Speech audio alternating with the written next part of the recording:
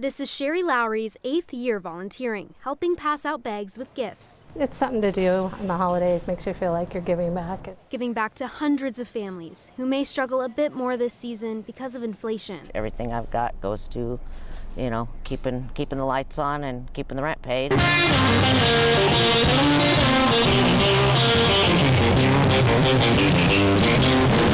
From the music to the murals, thousands of people are spending the weekend in Garden City for the Flipside Fest. It's a festival organized by Duck Club Entertainment, the same folks who put on Tree Fort in downtown Boise. Eric Gilbert is the CEO. Our photojournalist John Mark Krum was at Quinn's Pond earlier. He shows us how people are feeling about summertime. Summer is where you can play at the water park. Summer is where you can see flowers and go on a nice hot walk. My favorite thing is where you get to hang out with your mom. That will happen tonight here against Colorado State. Boise State has done a great job packing the stands so far this season. The kid's a good kicker, man. He's money. This kid inside 50, he's money. That's why, he just doesn't miss very often. My wife is a volunteer here, and we love being here. We love talking to people and telling them the stories that are here. I can't think of any place I'd rather be, because this is a place that honors military service, and today we're remembering those who didn't make it home. I feel like I'm here because a lot of those that went before me did not come home. That's what Memorial Day is about, is remembering them. My uncle, B-24 pilot, shot down and killed over Germany. He was 22 years old. So he gave his life that I might be here and be free. Well, I was a Navy nurse, and in 1968 I served aboard the USS Repose, a hospital ship with service in Vietnam. And our patients were brought to us by helicopter. Well, a beautiful evening in Weiser as Timberlake rolls into town, taking on the defending 3A champion Wolverines. Nice that they started it a little early, so we still got sunlight on here.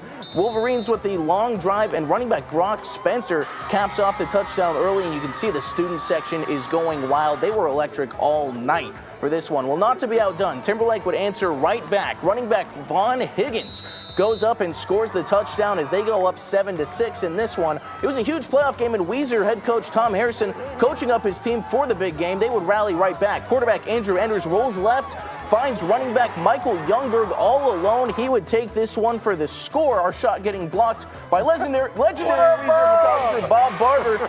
He got the shot, so thank you to Bob. Tie game with less than 30 seconds before halftime. Quarterback Andrew Enders takes off, and he would go all the way to the end zone. A clutch run, giving the Wolverines a huge lead as they head into halftime. They would not look back in this one. Show you one more. Quarterback Andrew Enders had himself a day.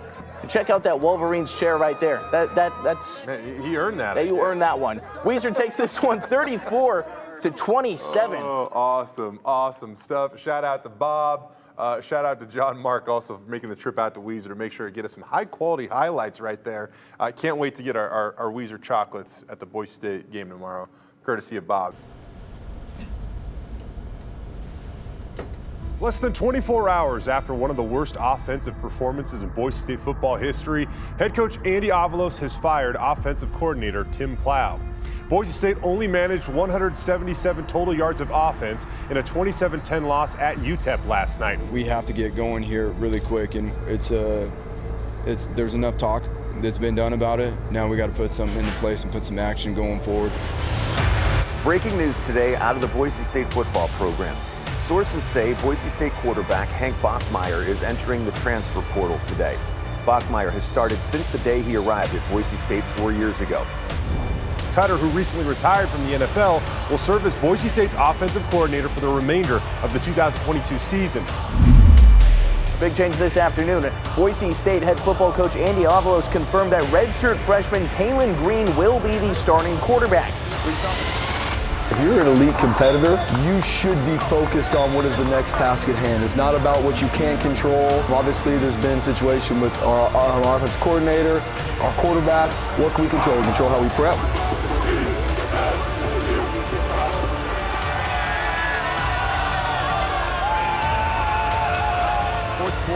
possession, approaching 10 minutes to go. Zone read. Green keeps it left side. No one home to the 30, to the 20, down the sidelines. 10-5. Touchdown, Taylor Green. 39 yards on the scamper for Green. Green just had too much speed for the Aztecs.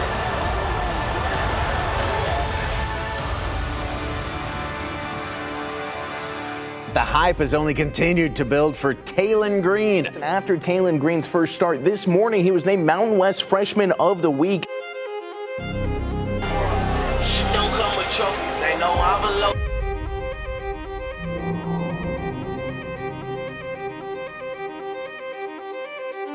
He's a playmaker and it's fun being out there.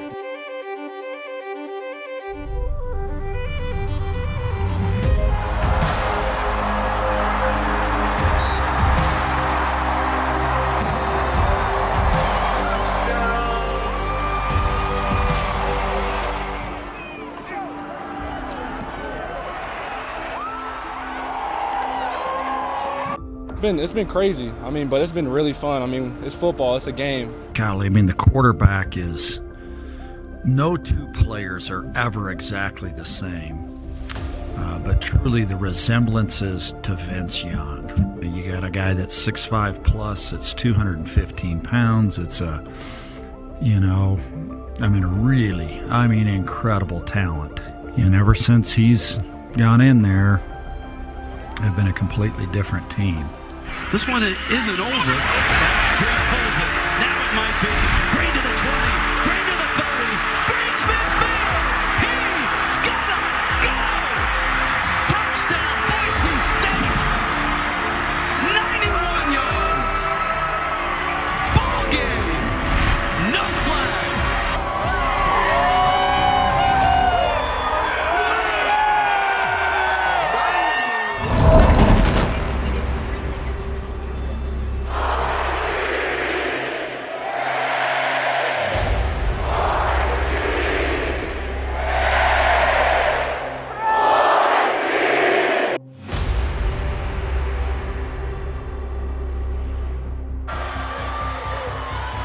Taylor is not anything close to the quarterback right now that he's going to be. And the only way you get better at that is through experience.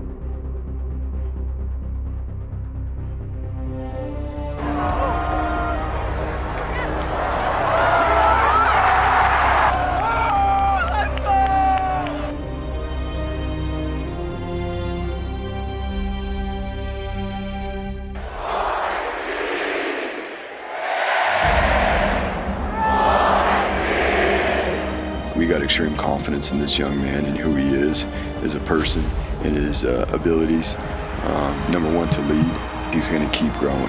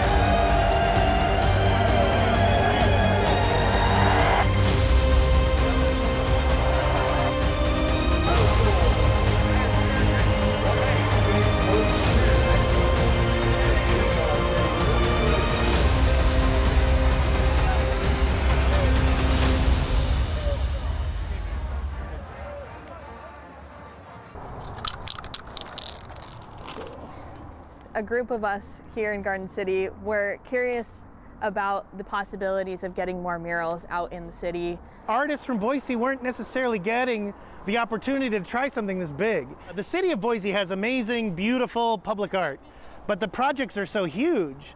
And the folks who are getting those projects were often people with a lot of experience from out of state. How do we give local and BIPOC and emerging artists a chance to translate their work into this scale and to really get into this space? I really didn't have like a lot of opportunities as a younger person. But have those opportunities, they don't come along that often, and they don't come along paid. Can I see the green? Oh yeah. Thank you.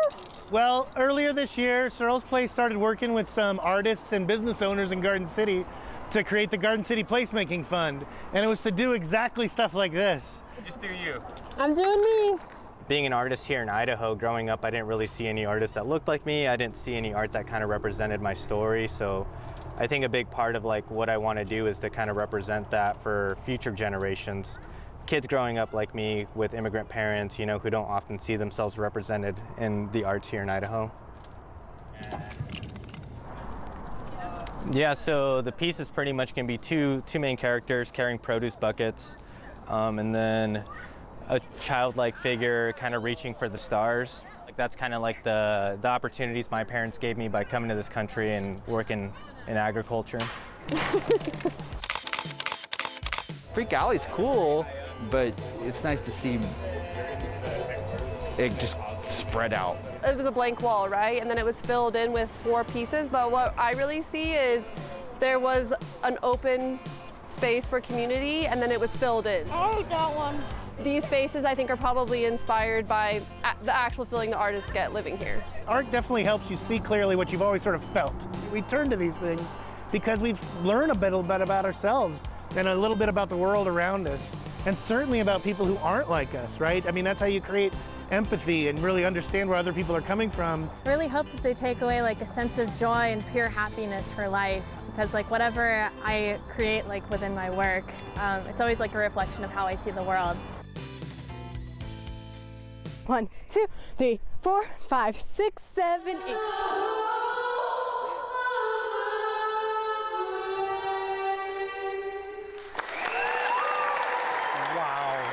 Very nice job. For some of the kids, it's their first time to touch a ball or be in a game, and to be included. Arlette Banuelos Elizondo, Mr. Michael Mangus, Brock Cole,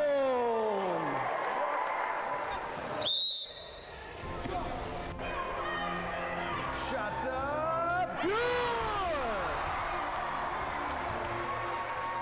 Sometimes we take for granted that these kinds of opportunities are not always available to everyone in our school systems. And to have an event like this specifically focused on these kinds of kids with these sorts of special abilities is just an opportunity that they wouldn't get otherwise. For these families and for these kids to have their kids have an opportunity to experience what it feels like to be on the court, all the cheering and the emotion and the excitement of being a part of a sporting event was just priceless. You know, anywhere in general that is able to do this, I think they should do it because it gives someone a chance to shine. What's your favorite part of being a rep? Getting to detect people now. Getting to detect people? You liked throwing Mr. Hartley out, did you? Everyone here is just about letting the kids go be themselves and just have a great time. All right, let's go, let's go. Nice job. This is what I do everything for, right? Is these experiences. It's like everyone supports each other, like they care about it. Young man, Dayton, he's in a wheelchair, and when he scored, and the crowd was cheering him on, those things really touch my heart because it's just really special.